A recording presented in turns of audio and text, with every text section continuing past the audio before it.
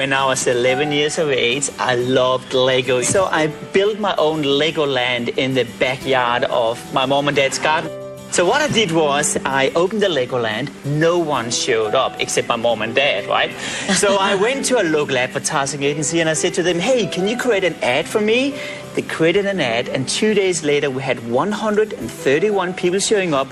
And the problem was that number 130 and 131 was the lawyers from Lego suing me. So I said to them, how can you sue me? They said, well, because, you know, we own Lego. And I said, no, I own Lego. It's my brand.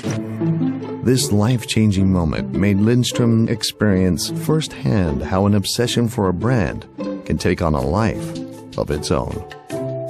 Later on, when helping companies to market their brands, he was struck by the influence brands have on people, how they impact choices and everyday decisions. He realized how truly powerful brands were because he himself had experienced the addiction.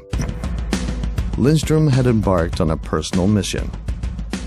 He saw the positive side of brands, but also very clearly saw the harmful side. He witnessed how sometimes brands can betray the consumer through manipulation and deception. Because the better we think we are, the more we let our guards down and the more vulnerable we are for everything happening around us. Lindstrom was driven to write about his findings, exposing the flip side of the story of brands. Fueled by his desire to make branding transparent, he conducted the most expensive and extensive fMRI neuromarketing research, helping consumers to become more conscious of how they are being manipulated. How many of you would admit that you are deeply irrational? Lindstrom was committed to showing companies how brands can be built on the truth by staying faithful to a mission that positions the consumer, not the shareholder, as the brand's true boss, where both sides, brands and consumer, can win. I would like to educate people more on the path. You know, when you work that hard and that intensive, I think during the process that you quite often forget to help people on the way up. And I really would like to help people even more.